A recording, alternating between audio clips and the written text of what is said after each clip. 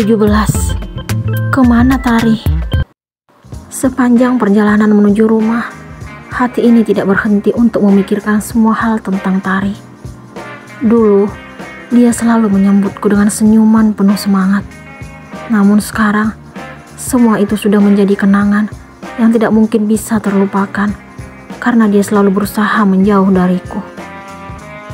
Tiba-tiba bayanganku tentang Tari buyar seketika saat melihat sosok Tia dan Om Rudi di depan salah satu hotel di kota ini. Mereka dengan mesra berjalan menuju tempat penginapan itu. Namun aku sama sekali tidak tertarik untuk menghampiri pasangan yang berbuat tidak pantas itu. Biarkan saja mereka menikmati masa-masa indah di atas penderitaan orang lain. Tunggu saja tanggal mainnya. Aku dan keluarga sudah memiliki rencana hebat yang tidak terpikirkan oleh Tia.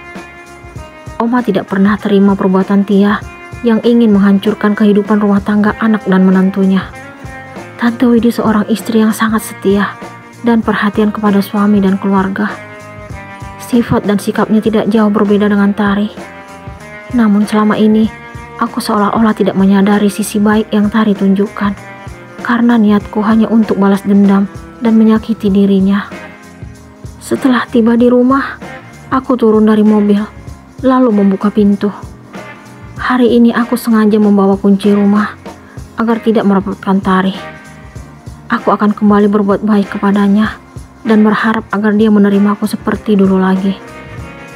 Aku melangkah menuju pintu kamar tempat Tari istirahat lalu memanggilnya. Aku beberapa kali mengetuk pintu dan berbicara kepadanya, tetapi tidak ada jawaban dari dalam. Aku sangat tahu kalau dia sengaja menjauh dan menghindariku. Mungkin sekarang dia sudah muak dan jijik melihat wajahku. Aku dapat merasakan dari pandangannya yang selalu menatapku dengan tajam. Wajar jika dia akhirnya membenci laki-laki kejam ini, karena aku pantas mendapatkannya. Aku kembali ke kamar yang dulu kami gunakan sebagai tempat memadu kasih. Aku menghempaskan tubuh ke tempat tidur yang sudah lama tidak Tari sentuh karena perbuatanku sendiri. Suami tidak punya hati nurani sepertiku, dengan tega mendorong tubuhnya keluar dari kamar ini saat hati dipenuhi dendam dan amarah. Akan tetapi, dia dengan penuh kesabaran tetap berusaha untuk membujukku agar memperlakukannya dengan baik. Aku yang telah dirasuki emosi, tanpa pikir panjang dengan sengaja menyakiti istri yang setia mendampingi hidupku selama bertahun-tahun lamanya. Betapa sakitnya batin Tari ketika aku melontarkan kalimat-kalimat kasar kepadanya. Saat ini, aku baru menyadari sakitnya apabila tidak dianggap oleh orang yang dibutuhkan bahkan disayangi. Apa yang dulu Tari rasakan karena perbuatan kejam dariku, akhirnya aku juga mengalaminya. Aku kesepian dan sangat merindukan belayannya. "Kenapa kamu mencintaiku, Mas?" Pertanyaan itu yang Tari lontarkan saat kami baru menjalin hubungan sebagai sepasang kekasih belasan tahun yang lalu. "Tidak ada alasan untuk mencintaimu, sayang, karena bagiku kamu pantas untuk dicintai." Romantis banget sih, Mas. Apapun akan kulakukan untuk calon pendamping hidupku. Wow, baru juga pacaran. Ngomongnya udah jauh, Mas. Karena aku serius menjalani hubungan ini denganmu. Terima kasih, Mas. Aku bangga dan beruntung menjadi orang penting dalam hidupmu. Aku juga bersyukur memilikimu, sayang. Jika mengingat semua kenangan manis dan indah bersamanya, dada ini terasa sesak. Begitu banyak masa-masa yang telah kami lewati bersama dengan penuh kebahagiaan. Namun, kenapa aku tidak mampu menguasai diri agar tidak menuntutnya melakukan sesuatu yang belum pantas kami lakukan saat itu? Semua itu terjadi setelah lulus kuliah. Aku memiliki teman yang latar belakangnya tidak pantas untuk ditiru. Mereka mengajariku menenggak minuman keras dan menyuguhkan video-video terlarang. Semenjak menyaksikan adegan di video itu, hasrat untuk mempraktikkan langsung akhirnya timbul hingga aku meminta Tari untuk menuruti keinginanku. Dia selalu berhasil menolak, hingga akhirnya aku bermain api di belakangnya dan melakukan apa yang ada dalam video dengan wanita-wanita lain dan bahkan dengan Tia sahabatnya sendiri. Sungguh, perbuatanku tidak akan mungkin bisa dimaafkan. Mungkin aku tidak pantas hidup berdampingan dengan wanita sebaik Tari.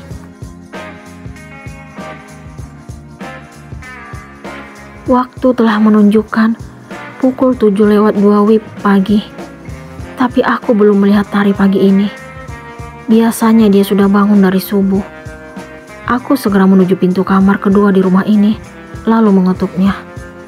Aku berkali-kali mengetuk pintu tersebut sambil memanggil namanya, tetapi tetap tidak mendapatkan jawaban. Rasa penasaran membuatku berpikir untuk membuka paksa pintu kamar tersebut. Tubuhku mulai mendorong pintu dengan sekuat tenaga. Setelah beberapa menit, akhirnya terbuka. Aku sangat terkejut karena tidak menemui Tari di dalam kamar. Aku segera memeriksa semua lemari yang ada. Ternyata dalam keadaan kosong. Tari benar-benar telah meninggalkanku tanpa kabar dan berita. Dia telah menepati janjinya untuk segera lepas dan berpisah denganku. Sungguh, hatiku amat sakit. Saat ini, aku merasa sangat menyesal karena telah menyanyiakan wanita baik-baik dan menghargaiku. Mungkin dia sudah jenuh dengan perbuatan kasar yang selama ini dia dapatkan dariku. Dirinya sudah tidak menganggap dan mengharapkanku lagi. Sekarang aku sudah kehilangan cinta dan keberadaannya. Namun saat ini, aku tidak dapat berbuat apa-apa. Karena kenyataannya, dia lebih memilih pergi meninggalkan istana cinta kami. Tiba-tiba aku merasakan perih di daerah sensitifku. Aku makin panik dan bingung dengan apa yang kurasakan akhir-akhir ini. Sebaiknya hari ini setelah pulang kantor, aku segera ke rumah sakit untuk memeriksa keadaanku yang sebenarnya. Aku tidak ingin berlama-lama lagi untuk mengetahui apa yang terjadi sebenarnya. Aku segera melangkah memasuki mobil setelah menutup pintu rumah. Hati ini tidak keruan sepanjang jalan menuju kantor. Di satu sisi, ingin rasanya mencari keberadaan Tari. Tetapi di sisi lain, aku makin takut dengan kondisi yang kualami saat ini. Aku sudah mengambil keputusan yang pasti agar segera ke rumah sakit sore ini. Setelah itu baru mencari Tari. Aku akan tetap berusaha agar dia kembali kepadaku. Karena tanpa dirinya, hidup ini terasa hampa dan tidak berarti. Sepanjang jalan menuju kantor, aku sengaja melintas dari depan rumah Tia. Suasananya tampak sepi, karena sepertinya dia sudah berangkat kerja. Dia lupa siapa yang telah memberikannya pekerjaan yang dia dapatkan sekarang. Kenapa dia masih tega menghancurkan keluarga yang telah membantunya? Kurang lebih 1 tahun yang lalu, aku meminta papa agar mempekerjakan Tia di sekolah milik keluarga kami. Tia menjadi salah satu tenaga pengajar di sana. Mungkin karena kebersamaan dan hampir setiap hari bertemu, akhirnya dia menjalin hubungan dengan Om Rudi yang ditugaskan Oma sebagai pengelola sekolah. Seharusnya Tia tidak berbuat senekat itu kepada anggota keluargaku. Dia dengan berani menjalin hubungan dengan laki-laki yang pantas jadi ayahnya. Dia tidak pernah memikirkan bagaimana perasaan istri dan anak-anak Om Rudi. Wanita itu hanya mengikuti hawa nafsunya saja. Bagiku sekarang, Tia tidak lebih dari seorang pengkhianat dalam keluarga. Aku berharap agar dia mendapatkan ganjaran atas apa yang dia lakukan. Semoga keluargaku secepatnya bertindak atas apa yang telah dia perbuat. Aku sudah pasrah dan tidak akan peduli lagi walau apapun yang terjadi terhadapnya nanti. Apa rencana keluarga Damar untuk memberikan pelajaran kepada Tia?